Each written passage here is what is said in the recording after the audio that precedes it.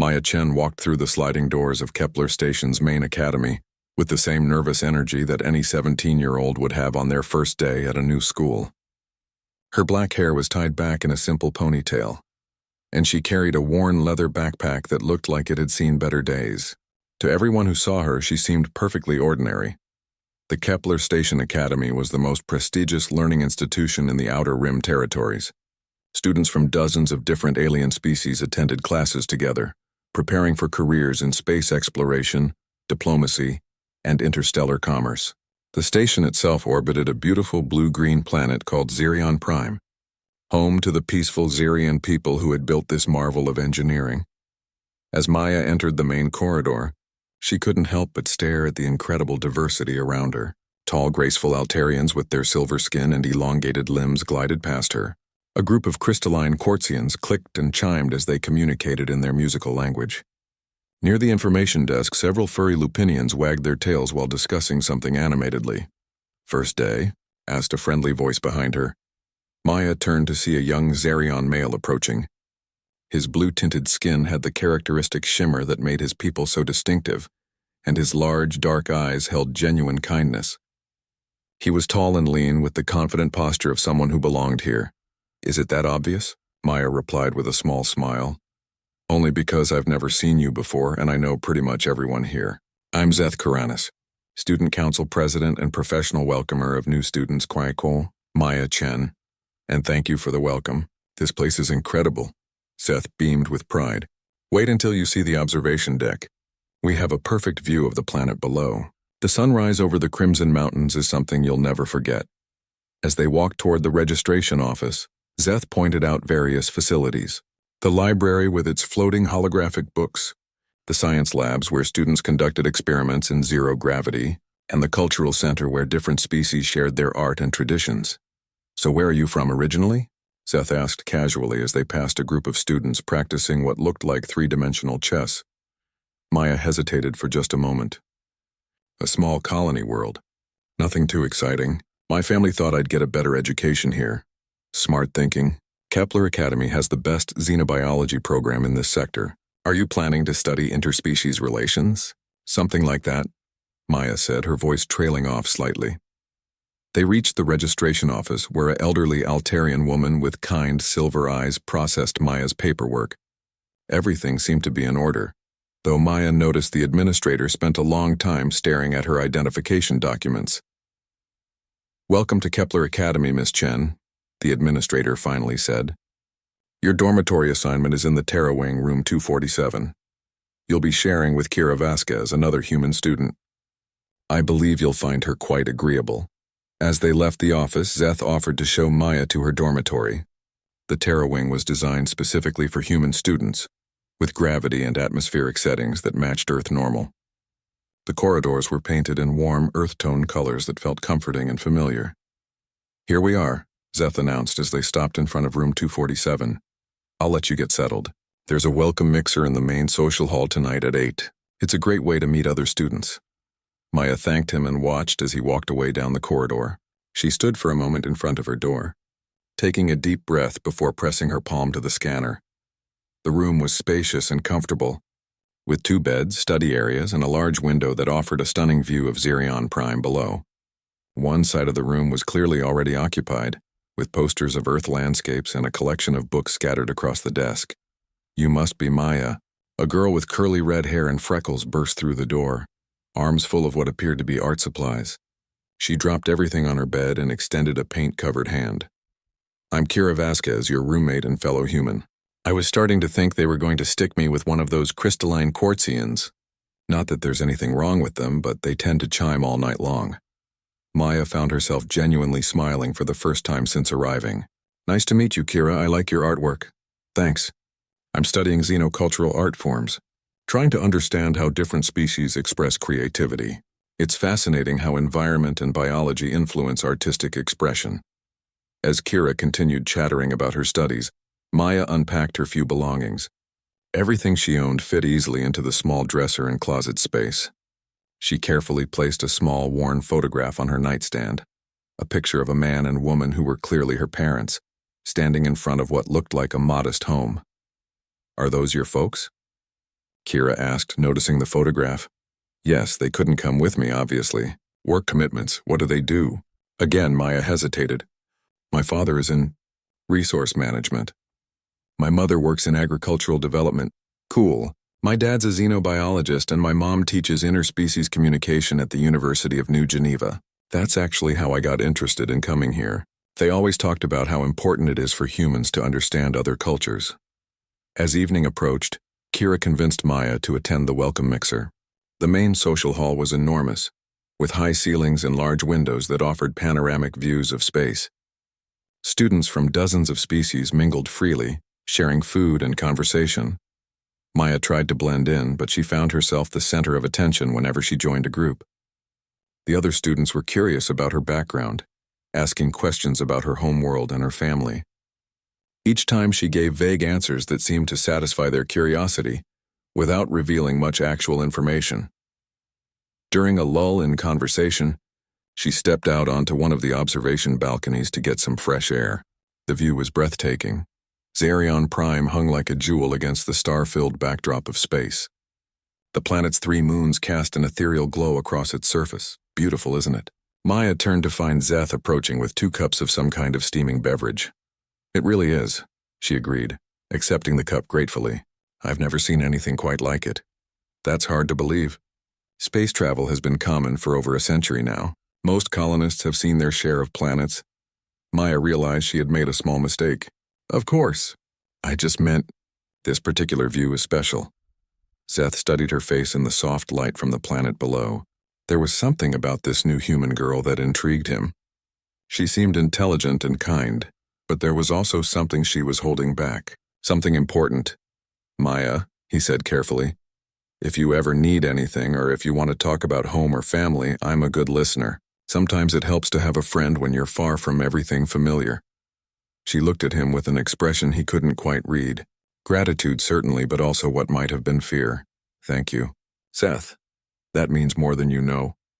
As they stood together on the balcony, neither of them noticed the small figure watching from the shadows inside the social hall. Dr. Karan Thex, the Academy's head of security, had been observing the new human student carefully since her arrival. Something about her paperwork had triggered certain protocols, and he intended to discover exactly who Maya Chen really was. Maya's first week at Kepler Academy passed in a blur of new classes, unfamiliar faces, and constant questions about her background. She excelled in her studies, particularly in subjects that surprised her instructors. During Professor Valkrys's advanced stellar navigation course, she solved complex trajectory calculations in her head, while other students struggled with their computers. In Dr. Marin's xenobiology class, she demonstrated an intuitive understanding of alien physiology that impressed even the veteran instructor. Miss Chen, Dr. Marin said after class one afternoon, your insights into Rigelian respiratory systems were remarkably sophisticated. Have you studied their species before? Maya gathered her books quickly, avoiding eye contact. I read a lot in my spare time.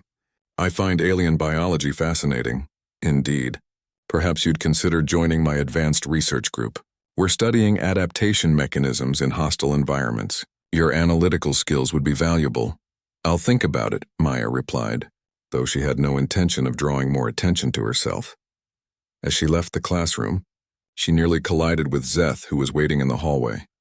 Sorry, she said, steadying herself against the wall. I didn't see you there. No problem. I wanted to ask if you'd like to join our study group tonight. We're working on comparative government systems for Professor Antal's class. Maya considered the invitation. She had been trying to maintain a low profile, but completely isolating herself would only make her more conspicuous. Sure, that sounds helpful. The study group met in one of the library's private rooms. Besides Zeth and Maya, there were 5 other students. Kira, 2 Altarians named Salus and Davin, a Lupinian called Grof, and a Quartzian whose name sounded like wind chimes and went by Melody for the sake of convenience. All right, everyone, Zeth said, activating the room's holographic display. Tonight we're comparing the governmental systems of the 3 major galactic powers, the Altarian Collective, the Xerion Democratic Union, and the Earth Colonial Federation. Maya tensed slightly at the mention of Earth, but tried to appear casual as she opened her study materials. The Altarian Collective operates on a merit-based hierarchy, Salus explained, her silver skin shimmering as she gestured. Citizens advance through levels of responsibility based on demonstrated competence and wisdom. Which sounds great in theory, Davin added, but it can be rigid. Once you're assigned to a track, it's difficult to change paths. Grove's tail wagged as he spoke up. The Lupinian pack structure is simpler. The strongest and wisest leads and everyone else follows. But we've adapted it for modern society. Our leaders are chosen through competitions of skill and knowledge. And the Zerion Democratic Union uses representative democracy, Zeth continued. Citizens elect representatives who make decisions on their behalf. Melody chimed softly, her crystalline body refracting the room's light into beautiful patterns. The Quartzian harmony operates through consensus. All voices are heard until perfect agreement is reached. What about the Earth Colonial Federation? Kira asked, looking at Maya. You must know something about human government. Maya felt all eyes turn to her. She had studied these systems extensively, but she had to be careful about how much knowledge she revealed. Humans use several different approaches, she said carefully. The Colonial Federation is technically a democratic republic, but each colony world has significant autonomy. Some colonies experiment with direct democracy, others use representative systems. That seems inefficient, Salus observed. How do they maintain unity without consistent governance? Humans value individual freedom highly, Maya replied. They're willing to accept some inefficiency in exchange for personal liberty and the right to self-determination.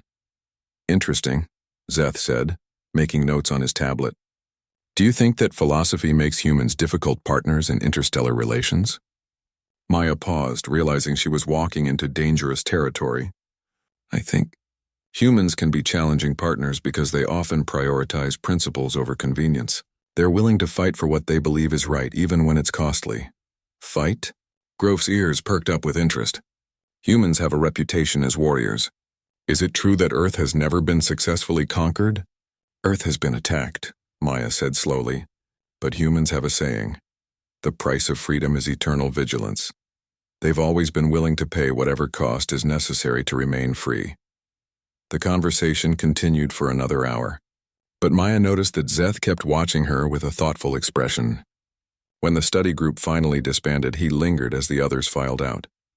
You seem to know a lot about human political philosophy, he observed. Like I said, I read a lot. Maya, Zeth said gently.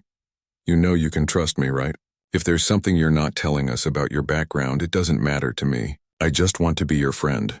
She looked into his kind eyes and felt a pang of guilt. Zeth had been nothing but welcoming and generous, and here she was lying to him every day.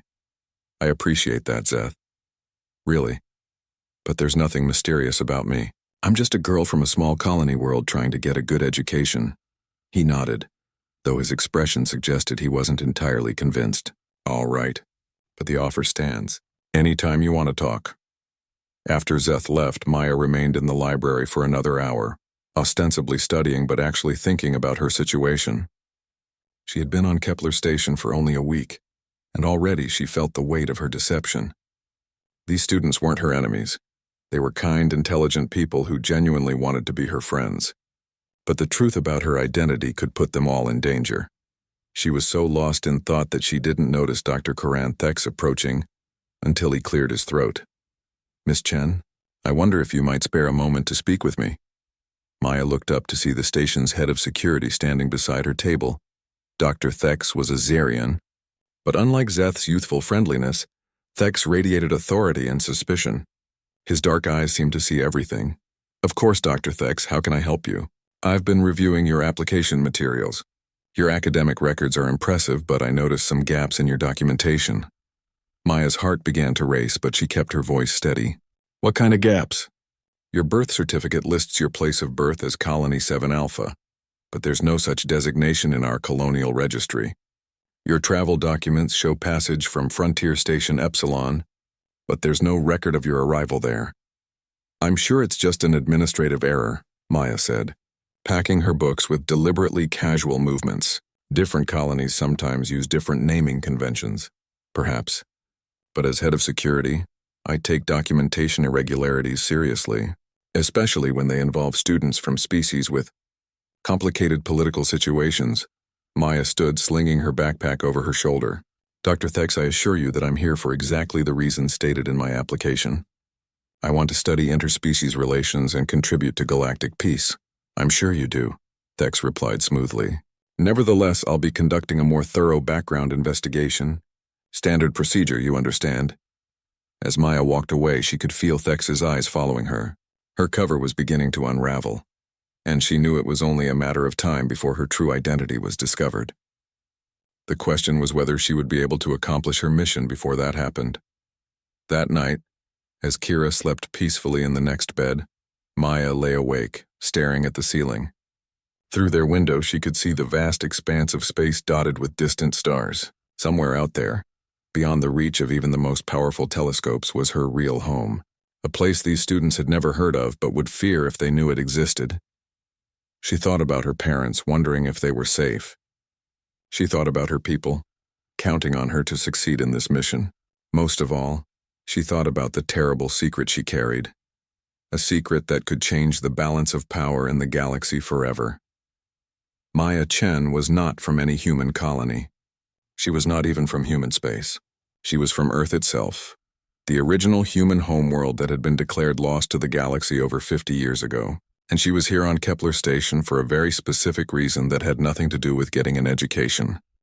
The emergency alarm that woke Maya at 3 in the morning was unlike anything she had ever heard.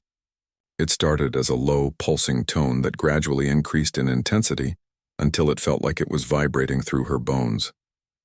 Emergency lights bathed the dormitory corridor in flashing red as students stumbled out of their rooms in confusion. "What's happening?" Kira asked, pulling on her academy jacket over her sleep clothes. Maya was already fully dressed, having learned long ago to sleep in clothes she could move in quickly. "I don't know, but we should get to the main assembly area."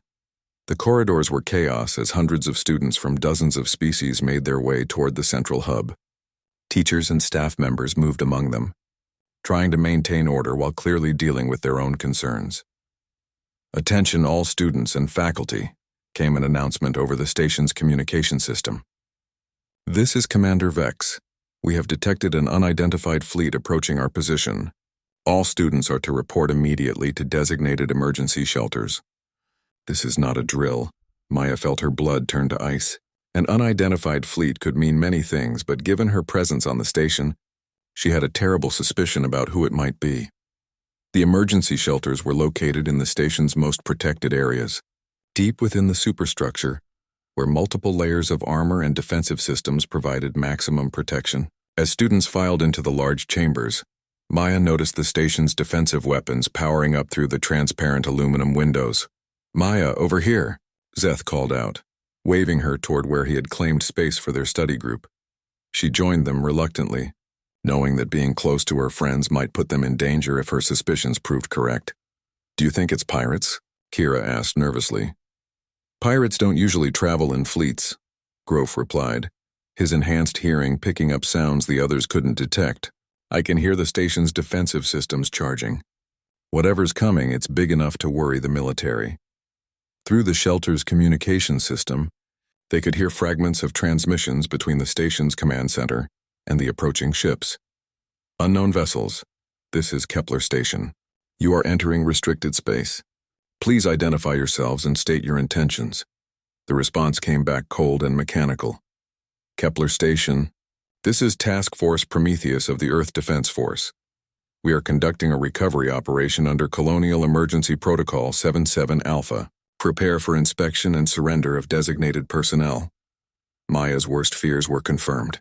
Earth Defense Force ships were here, which meant they had tracked her to the station. The designated personnel they were looking for was almost certainly her. "Earth Defense Force?" Salus whispered, her silver skin pale with concern. "But Earth has been out of contact for decades. How can they have military ships?" "Maybe the isolation wasn't as complete as everyone thought," Davin suggested. Maya knew she had to act quickly. If the EDF was here for her, they wouldn't hesitate to take hostile action against the station if their demands weren't met. These students and faculty members were innocent. They didn't deserve to be caught in the middle of a conflict they didn't understand. "I need to use the bathroom," she announced, standing up. "Now?" Kira asked incredulously. "Maya, we're in lockdown. I'll be quick." Before anyone could protest further, Maya slipped away from the group and made her way to the shelter's exit. The corridors outside were mostly empty, except for security personnel rushing to their stations. She knew the station's layout well enough to avoid the main security checkpoints. Her destination was the communication center, where she hoped to establish contact with the EDF ships before the situation escalated. The communication center was heavily guarded, but Maya had advantages that normal students didn't possess. Moving through maintenance passages and service corridors, she was able to reach the center's auxiliary control room without being detected. The console was standard Federation technology, similar to systems she had trained on back home. Within minutes, she had established a secure channel to the lead EDF vessel. Task Force Prometheus. This is Maya Chen. Authentication code Whiskey 77 Tango 9. There was a pause. Then a familiar voice came through the speakers. Maya, this is Admiral Foster. We've been looking for you. Admiral Sarah Foster had been like a second mother to Maya during her training. Seeing her stern but caring face appear on the communication screen brought a flood of emotions. Admiral, you have to call off this operation. These people are innocent. They don't know who I am. Maya, you've been missing for over a month. We thought you were dead or captured. When our intelligence network finally tracked you to this station, we had to assume the worst. I'm fine. The mission is proceeding as planned. But if you continue this aggressive approach, you'll compromise everything we've worked for. Admiral Foster's expression softened slightly. Maya, you're 17 years old. You've been alone in alien space for weeks. No one would blame you if you wanted to come home. This isn't about what I want, Maya replied firmly. This is about what Earth needs.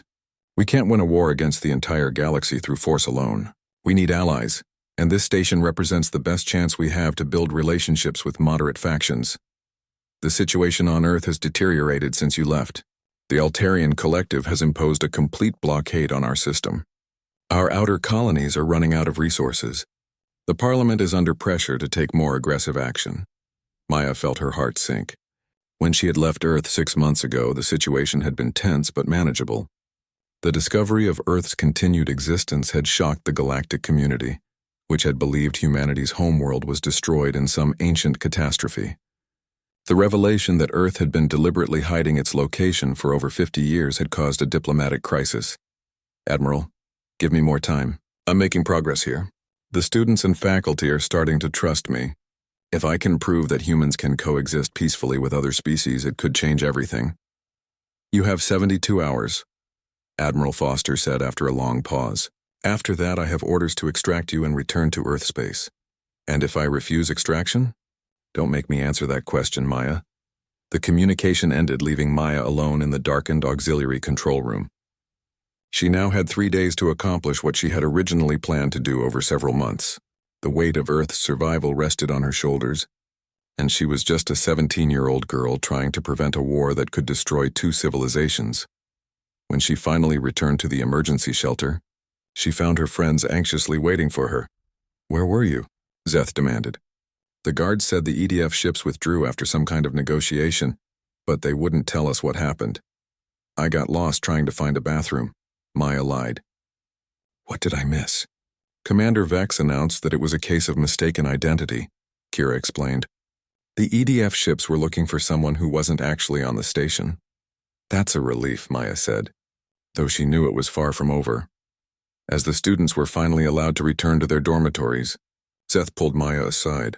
Maya, I've been thinking about what happened tonight. The timing seems suspicious. You arrive at the station, and a week later, Earth military ships show up looking for someone. Maya met his gaze steadily. You think I'm some kind of spy? I think you're someone who's carrying a burden she doesn't have to carry alone. Whatever's going on, you don't have to face it by yourself. For a moment, Maya was tempted to tell him everything.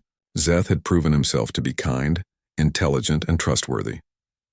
But involving him would put him at risk, and she couldn't bear the thought of her mission causing harm to the first real friend she had made in years. Thank you, Zeth, but some burdens can't be shared. As she walked back to her dormitory, Maya began planning her next moves. She had 72 hours to prove that humans and aliens could work together in peace. It seemed impossible, but she had to try. The alternative was a war that would destroy everything she had come to care about at Kepler Station. Unknown to Maya, Dr. Koran Thex had been monitoring communications throughout the emergency. He had heard every word of her conversation with Admiral Foster, and now he knew exactly who Maya Chen really was. The question was what he intended to do with that information. Maya had barely slept when her door chimed the next morning. She opened it to find Dr. Koran Thex standing in the corridor, his expression unreadable. "Miss Chen, please come with me. There are some matters we need to discuss." Maya's heart raced, but she forced herself to remain calm. "Of course, Dr. Thex. Should I bring anything?" "Just yourself." They walked through the station's corridors in silence, passing curious students heading to their morning classes. Maya noticed they weren't going toward the administrative offices, but instead toward a section of the station she had never visited. Dr. Thex led her into a secure conference room, deep within the station's command section. The walls were lined with advanced shielding that would prevent any electronic surveillance. Whatever conversation they were about to have, it would be completely private. "Please sit down," Thex said, gesturing to a chair across from a large desk. Maya sat, keeping her hands relaxed and her expression neutral. Years of training had prepared her for this moment, though she had hoped it would never come. "Maya Chen," Dr. Thex began, activating a privacy field around the room. Or should I say, Agent Maya Chen of the Earth Intelligence Service. There was no point in denying it now. "How long have you known?" "I suspected from the moment you arrived. Your documentation was too perfect. The kind of perfection that only comes from very sophisticated intelligence operations. But I wasn't certain until last night when I monitored your conversation with Admiral Foster." Maya studied the Xerian security chief carefully. "What do you intend to do with that information?" "That depends on you," Thex replied, leaning back in his chair. "I've spent considerable time researching Earth's situation since discovering your identity. Your homeworld is facing a blockade that threatens the lives of billions of people. Your mission here represents a desperate attempt to find allies. And I believe you represent something that this galaxy desperately needs. Proof that humans are more than the aggressive expansionists they're portrayed as in official reports." Maya blinked in surprise. This was not the conversation she had expected. "Dr. Thex, I'm not sure I understand. Let me explain something about galactic politics. Agent Chen, the three major powers, the Altarian Collective, the Rigelian Empire, and the Centauri Federation, have maintained a delicate balance for over 2 centuries. That balance is now threatened by the emergence of humanity as a fourth major power." Thex activated a holographic display showing the galaxy's political map. Earth appeared as a small red dot surrounded by much larger territories. When Earth was rediscovered, it changed everything. Here was a species that had not only survived complete isolation, but had thrived. Your people had built a civilization that remained hidden from our most advanced detection methods for 50 years. That level of technological sophistication combined with human determination terrifies the established powers. They're afraid we'll upset their comfortable arrangement, Maya realized. Exactly.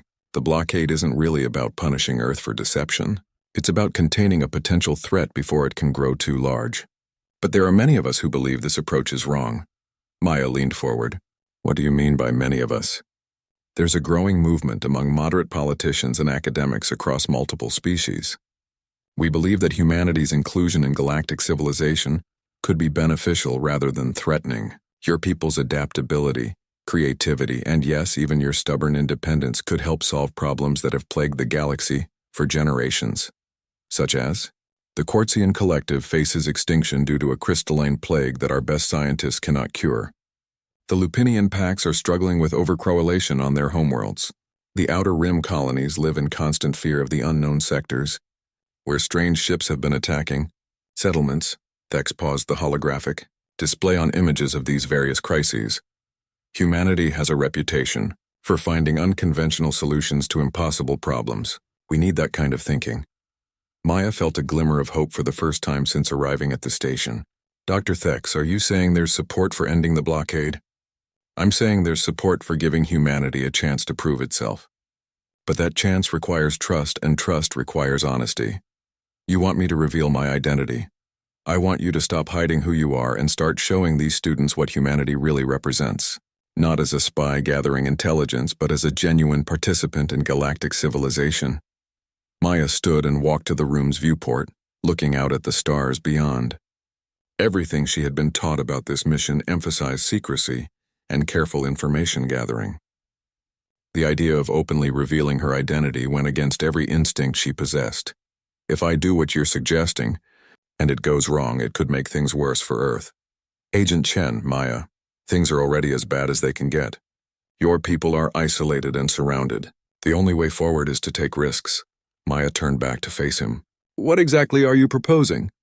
There's a formal debate scheduled for tomorrow evening.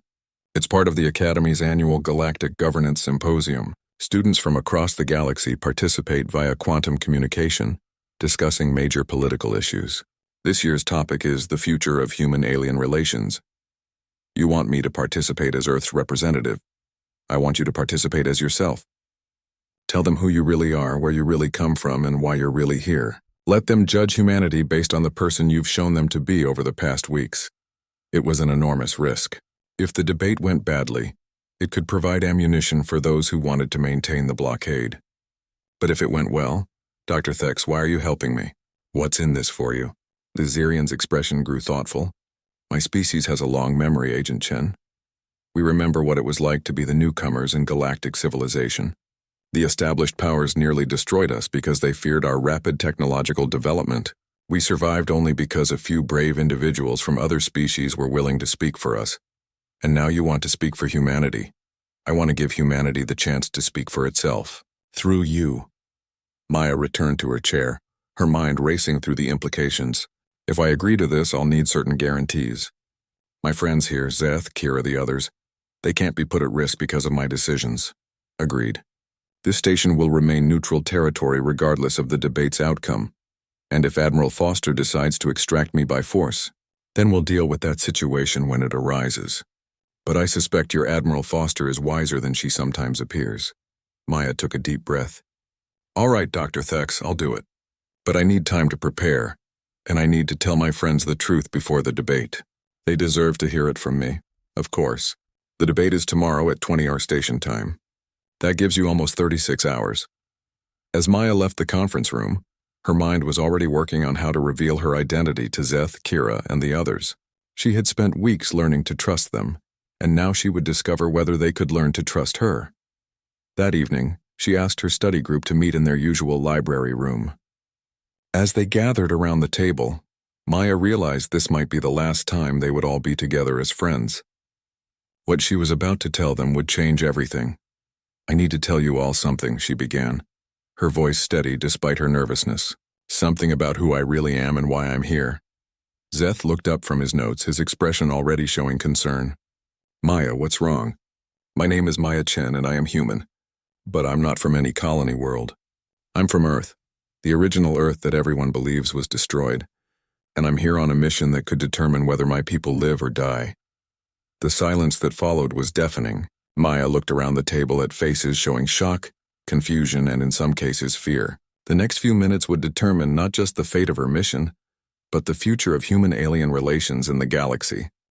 The silence stretched for what felt like an eternity. Maya watched as her friends processed what she had just told them, their expressions cycling through disbelief, confusion, and in some cases fear. Kira was the first to speak. Earth? But that's impossible. Earth was destroyed in the Great Catastrophe over 60 years ago. No, Maya said softly. Earth was hidden. My people discovered that the galaxy wasn't ready for humanity, so they made everyone believe our homeworld was gone. Made everyone believe? Salus's silver skin had taken on a pale, almost white hue. How do you make an entire planet disappear? Carefully planted evidence, false archaeological sites, manufactured debris fields. When you have 50 years and unlimited resources, you can create a very convincing lie. Grove's tail had stopped wagging, and his ears were flat against his head. You're saying humans have been deceiving the entire galaxy for decades? We were protecting ourselves, Maya replied, then paused. I know how that sounds, but you have to understand, when humanity first made contact with galactic civilization, we were treated as a curiosity at best and a threat at worst. There were serious discussions about containing or even eliminating human expansion.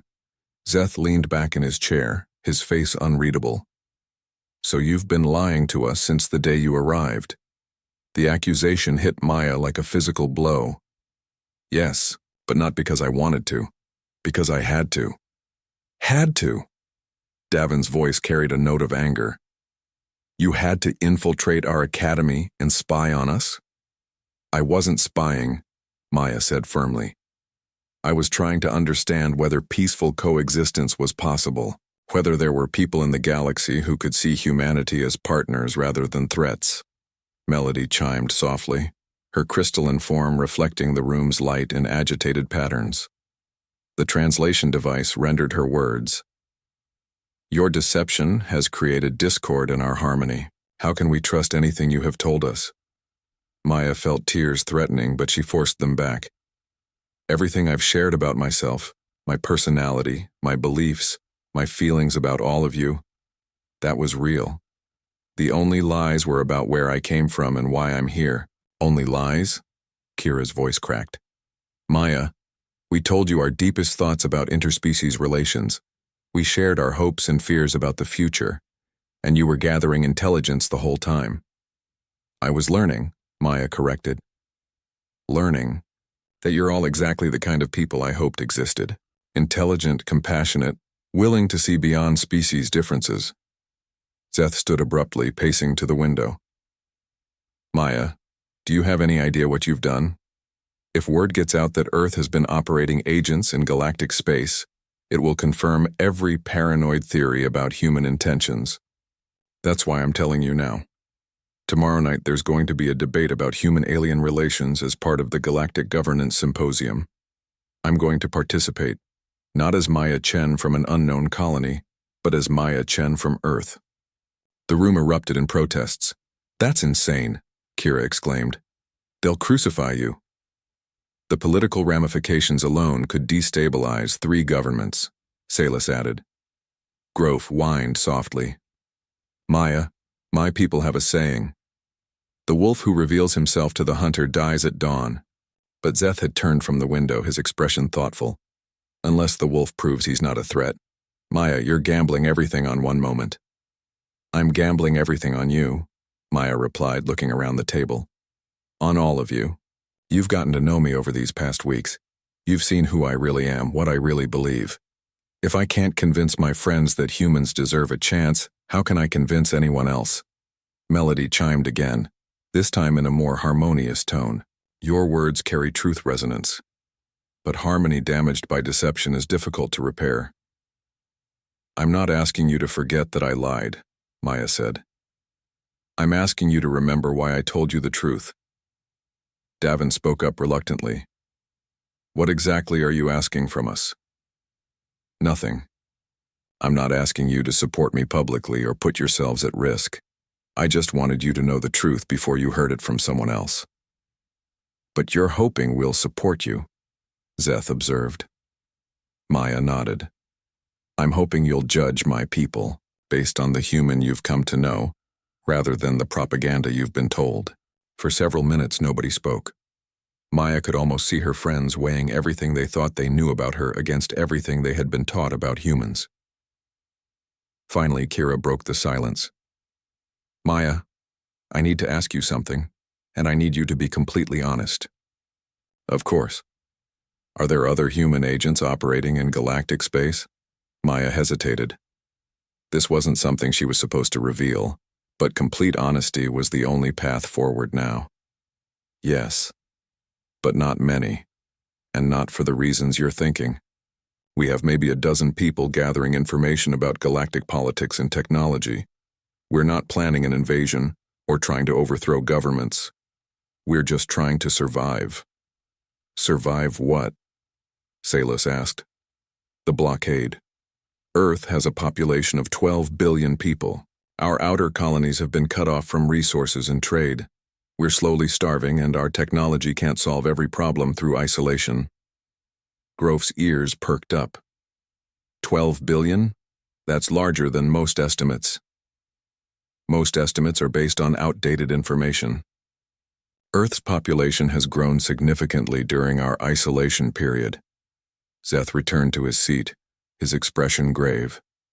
Maya, If what you're saying is true, then this debate tomorrow isn't just about political philosophy. It's about the lives of 12 billion people. Yes. And if you fail to convince the galactic community that humans can be trusted, then my people will either die slowly from the blockade or die quickly in a war they can't win. The weight of that statement settled over the group like a heavy blanket. Maya realized that by telling them the truth, she had transferred some of her burden to them. They were no longer just students debating political theory.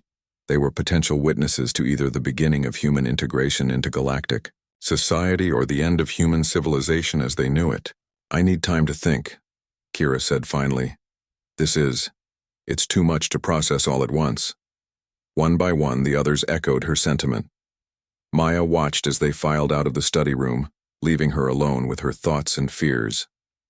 Later that evening, as she lay in her dormitory bed listening to Kira's restless movements across the room, Maya activated a small communications device hidden in her personal effects. She needed to contact Admiral Foster and inform her of the situation.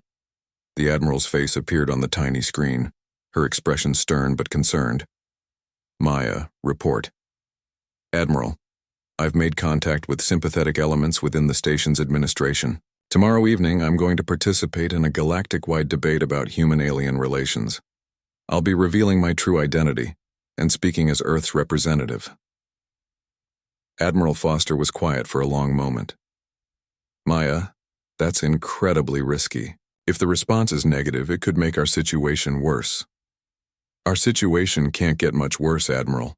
The blockade is already killing us slowly. This might be our only chance to change the narrative. And if it goes badly, then at least we'll know we tried diplomacy before resorting to other options." Admiral Foster's expression softened slightly. "Maya, you've exceeded every expectation we had for this mission. Whatever happens tomorrow, know that your people are proud of you." "Thank you, Admiral. But I haven't succeeded yet." After ending the communication, Maya lay back on her bed and stared at the ceiling. In less than 24 hours, she would stand before representatives from across the galaxy and argue for humanity's right to exist as equals among the stars. Everything she had trained for, everything her people had sacrificed for, would come down to a single conversation. The question was whether the friendships she had built over the past weeks would prove stronger than decades of fear and prejudice. As she finally drifted off to sleep, Maya dreamed of Earth, the blue-green world she hadn't seen in 6 months, home to 12 billion people whose fate now rested in the hands of a 17-year-old girl who just wanted to prove that humans and aliens could be friends. The day of the debate arrived with an unusual tension hanging over Kepler Station. Word had somehow spread that something significant was going to happen during the evening's Galactic Governance Symposium, though most students didn't know exactly what. Maya spent the morning in preparation, reviewing notes and practicing her arguments. She had decided to structure her presentation around 3 key points: humanity's genuine desire for peace, the benefits of human inclusion in galactic civilization, and the consequences of continued isolation. At lunch, she noticed her study group sitting at their usual table, but the dynamic had completely changed. Kira avoided eye contact. Salas seemed nervous, and even Grof's usually cheerful demeanor was subdued. Only Zeth appeared normal, though Maya could see the concern in his eyes. "May I join you?" she asked, approaching their table. After a moment's hesitation, Zeth nodded. "Of course." The meal passed in awkward silence until Melody finally chimed softly. "We have reached consensus on a decision regarding tonight's presentation." Maya looked around the table, trying to read their expressions. "And? We're going to attend," Kira said quietly. "All of us. Whatever happens, you shouldn't have to face it alone." "But that doesn't mean we agree with what you've done," Davin added quickly. "The deception was wrong, regardless of your motivations." "I understand," Maya replied. "I never expected you to forgive me immediately. I just hoped you might understand why it was necessary." Zeth leaned forward. "Maya, can I ask you something?" "Anything." "When this is all over, when the debate is finished and the political fallout settles, what happens to you? Do you go home to Earth?" Maya considered the question carefully. "I don't know.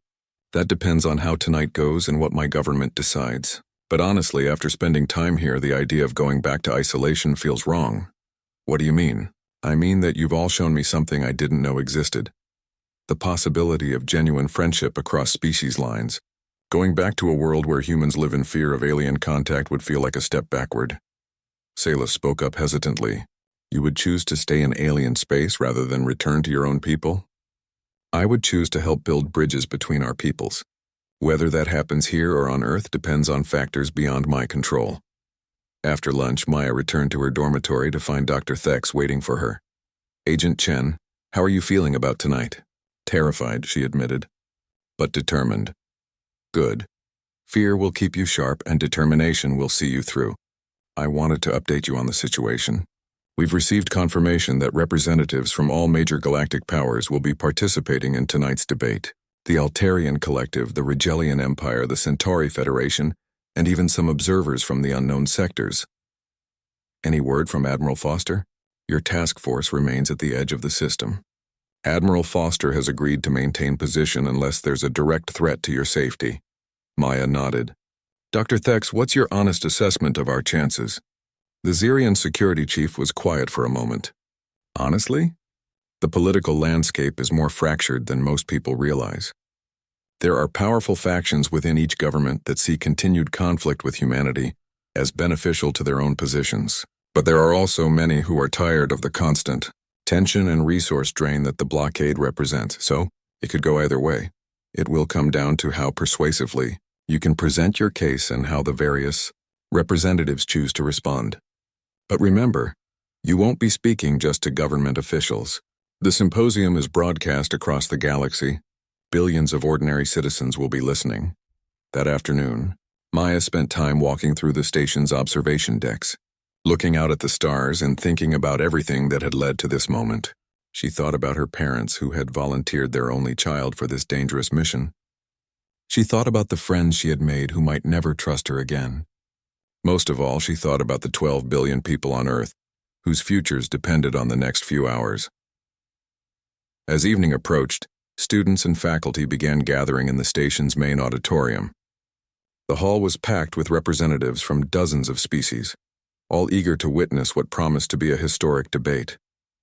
Maya stood backstage, wearing her academy uniform and trying to calm her nerves. Through a gap in the curtains, she could see the massive holographic displays that would connect the auditorium to similar venues across the galaxy. Maya, she turned to see Zeth approaching, accompanied by the rest of her study group. We wanted to wish you luck, he said simply. Whatever happens, Kira added, you're still our friend. That part wasn't a lie. Melody chimed in agreement, her crystalline form glowing softly. Truth harmony requires both courage and compassion. You have shown both.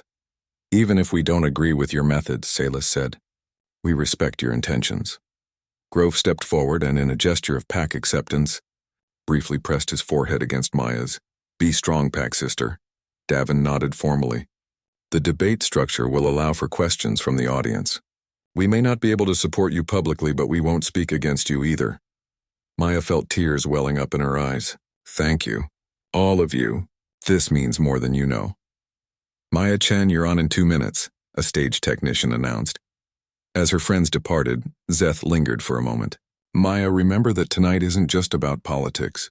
It's about showing the galaxy who humans really are. Be yourself, and let that speak for your entire species.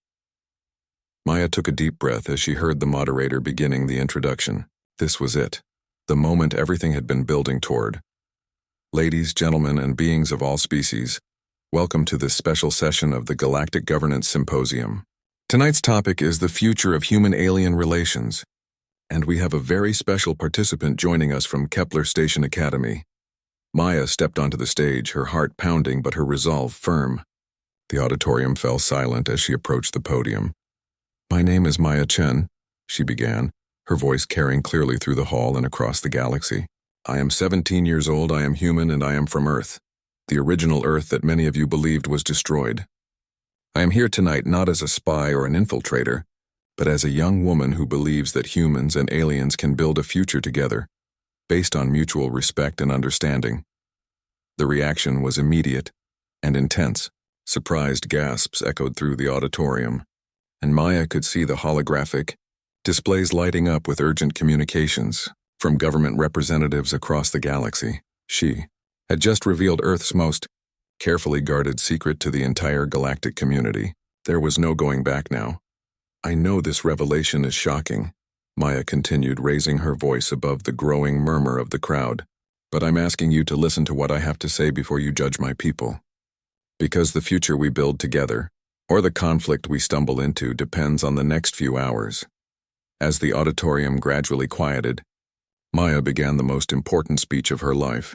Knowing that the fate of two civilizations hung in the balance, Maya stood at the podium, looking out at an auditorium filled with beings from across the galaxy. The initial shock of her revelation was giving way to intense attention as representatives, students, and observers waited to hear what she would say next. 53 years ago, Maya began, my ancestors made a decision that shaped the course of human history. When first contact with galactic civilization revealed that humanity was viewed with suspicion and fear, they chose isolation over integration. They created the myth of Earth's destruction to protect our homeworld, while human colonies spread quietly through space. She paused, letting that sink in before continuing.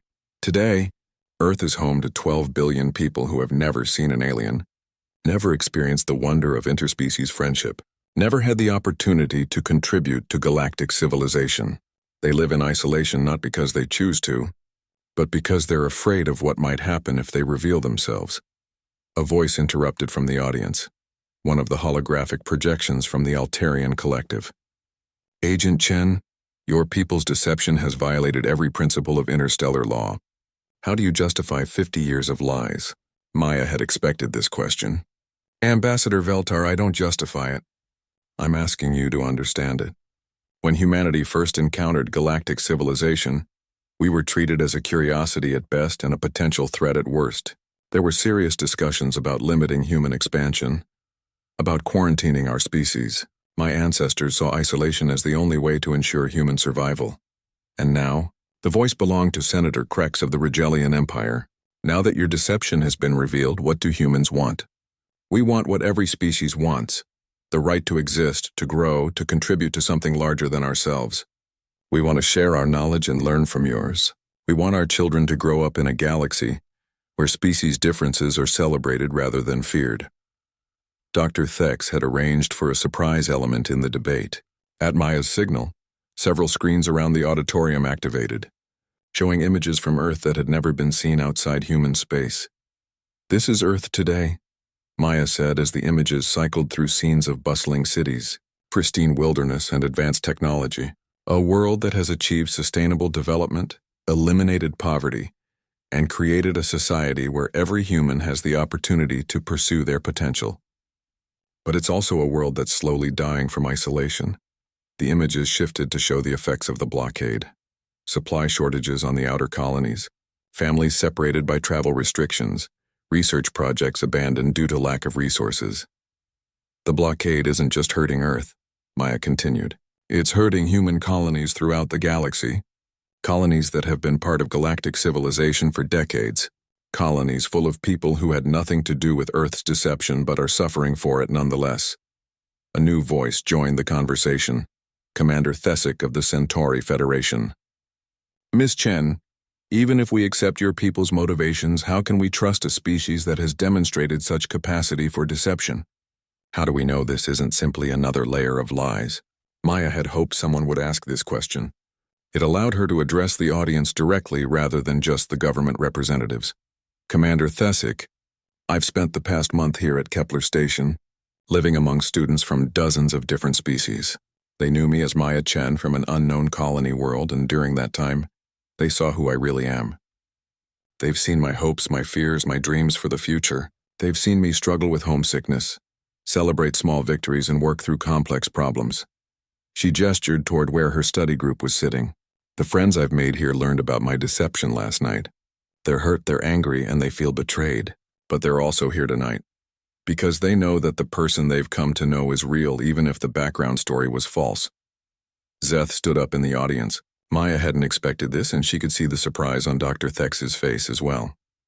If I may, Zeth said, his voice carrying clearly through the hall. My name is Zeth Karanis, and I'm a student here at Kepler Academy. Maya, Agent Chen, has been part of our study group for the past month. Several government representatives began to protest, but the moderator allowed him to continue. When Maya told us who she really was, my first reaction was anger. She had lied to us, deceived us, made us complicit in her mission without our knowledge. But then I started thinking about the person I had come to know. Zeth's voice grew stronger as he continued. This is someone who stays up late helping struggling classmates understand complex concepts. Someone who volunteers in the station's refugee assistance program. Someone who mediates disputes between different species groups with patience and wisdom far beyond her years. Kira stood up next to him. Maya never talked down to us because we were aliens. She never acted like humans were superior or more advanced. She treated us as equals and learned from us just as much as she taught us. One by one, other students began standing. First Salus and Davin, then Melody, then Grove. Soon, dozens of students throughout the auditorium were on their feet. If this is what humans are like, called out a Lupinian student Maya didn't know, then I want to meet more of them. Ambassador Veltar's voice cut through the growing chorus of support.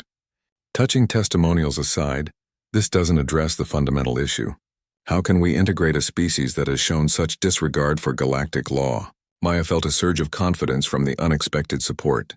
Ambassador, you're right that humans have operated outside galactic law. But consider this. We've done so for 50 years without attacking anyone, without conquering territory, without engaging in the kind of aggressive expansion that our reputation suggests we're prone to. She activated another set of images showing human colony worlds. Every human settlement in galactic space has been established peacefully, through negotiation and purchase. We've never taken territory by force or displaced other species. Even our military technology, which I know concerns many of you, has been used exclusively for defense. That's not entirely accurate, Senator Krex interjected. Human colonies have been involved in several border conflicts. Always as defenders, Maya replied firmly. Show me one instance where humans initiated aggression against an alien species. Show me one time we conquered rather than colonized. Show me one example of humans enslaving other species or committing genocide. The challenge hung in the air. Maya knew that while humans had fought many battles over the past 50 years, they had invariably been defending themselves or their allies. A new voice entered the debate, one that surprised everyone. She's right. The speaker was Admiral Quex of the Rigelian Imperial Navy, one of the most respected military leaders in the galaxy. I've fought against human forces 3 times in my career, Admiral Quex continued. Each time they were defending settlements that had been attacked by pirates or aggressive neighbors. Each time they fought with honor and offered mercy to defeated enemies. I have never encountered human forces in an offensive action. This testimonial from a respected military leader seemed to shift the mood in the auditorium. Government representatives began whispering among themselves, and Maya could see some of the tension leaving the room. What are you proposing? Commander Thesic asked. How do we move forward from here? Maya took a deep breath. This was the moment she had been preparing for. I propose a gradual integration process. Start by lifting the blockade on essential supplies, medical equipment, food for the outer colonies, educational materials. Allow limited cultural exchanges. Let young humans study at academies like this one. Let alien students visit human universities. Establish joint research projects on problems that affect multiple species. She paused, then continued with growing conviction. Don't take my word for what humans are like. See for yourselves. Judge us by our actions, not our reputation. Give us a chance to prove that we can be partners rather than threats. The debate continued for another hour, with questions and comments from representatives across the galaxy. But Maya could sense that the mood had shifted. The combination of her personal testimony, the support from her fellow students, and the unexpected backing from Admiral Quex had created an opening for dialogue.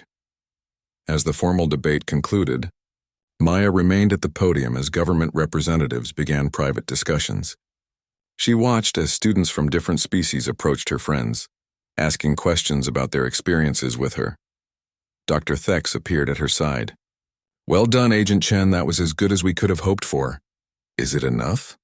Look around you, Thex said, gesturing to the auditorium where animated conversations were taking place between species that rarely spoke to each other. You've started something that can't be stopped. The idea is out there now. The possibility that humans can be partners rather than problems. As Maya finally left the stage, she was surrounded by her study group. Seth reached her first. Maya, I want you to know that everything I said up there was true. Whatever else happens, you've changed how I think about the future. All of us, Kira added. You've shown us that the galaxy is bigger and more complicated than we thought, but also more hopeful. 3 days later, Maya stood once again on the observation deck where she